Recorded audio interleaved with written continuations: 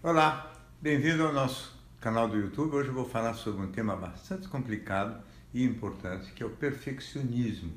O perfeccionismo é uma tendência de certas pessoas talentosas, né, de ficarem tão exigentes consigo mesmo que, de certa maneira, elas ficam paralisadas para poder exercer as suas atividades. Elas esperam tanto de si, elas querem tanto resultados espetaculares, elas querem tanto uma coisa impecável e sem erro, principalmente sem erro e sem nenhuma possibilidade de serem criticadas, que elas acabam paralisadas, né?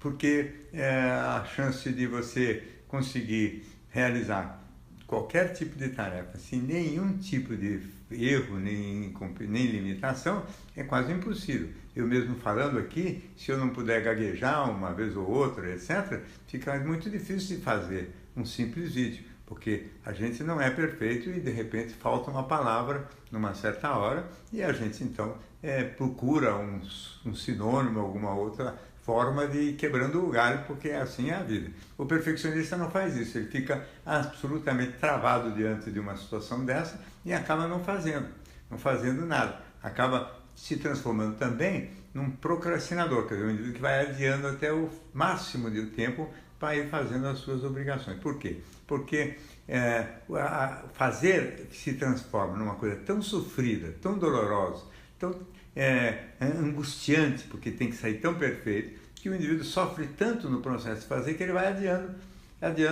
para poder, né, não ter que se enfrentar aquela adversidade e acaba só sendo capaz de fazer na última hora, o que provavelmente inclusive diminui a chance inclusive de fazer com tanta competência e até quanto a pessoa poderia fazer se não fizesse na última hora.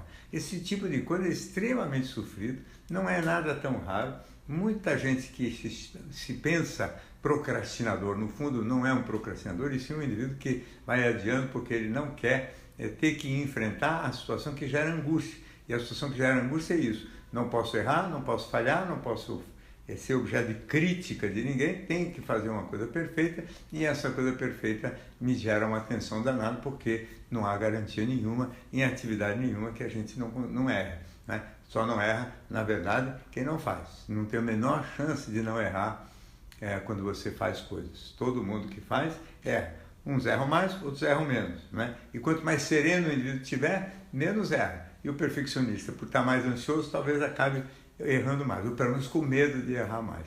Vai adiando, com isso sofre e se desgasta e tem uma produtividade muito baixa perto do que poderia, o que acaba levando o indivíduo a se sentir muito frustrado, porque em geral, como eu disse, são pessoas competentes e por causa da boa competência e com produtividade aquém da sua competência, vão ficando inclusive incomodados de perceber que algumas outras pessoas menos dotadas conseguem uma produção e uma produtividade muito maior do que a dele, justamente porque não são tão exigentes consigo mesmo e fazem com um pouco mais de leveza, com um pouco mais de tranquilidade as suas tarefas, né? Que é o jeito certo de fazer. A gente faz sempre o melhor que pode, mas com tranquilidade. Se errar, errou, a gente conserta depois da medida do possível. O que não dá para consertar, fica errado mesmo e pronto, né? Nada disso é o fim do mundo.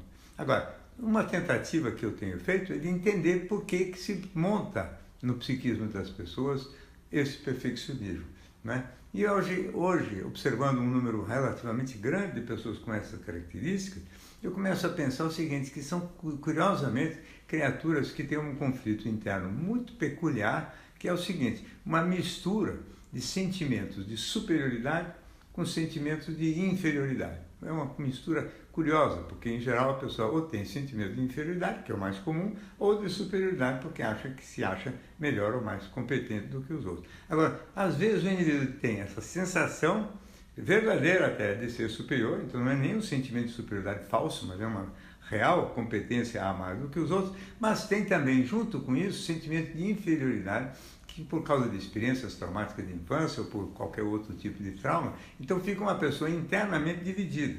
Então, a superioridade pede, né, que a pessoa faça coisas bastante bem feitas e de muita qualidade, e o sentimento de inferioridade deixa a pessoa acovardada diante do risco de fracasso, porque vai aparecer a fraqueza e a limitação dela que ela tenta a todo custo esconder. Então fica uma situação contraditória em que o indivíduo tem de si um juízo positivo, mas uma produção que é aquém da sua competência real, reforçando inclusive o próprio sentimento de inferioridade. E tudo isso entra uma bola, num círculo vicioso, que só se resolve mesmo se o indivíduo resolver ter coragem de começar a enfrentar isso cara a cara. Ou seja, assim, eu tenho essa tendência, eu tenho uma competência superior sim, mas tenho um medo de fracasso que é completamente desproporcional e relacionado com o sentimento de inferioridade, onde eu não quero mostrar nenhum defeito para ninguém poder me criticar, porque isso vai me doer muito,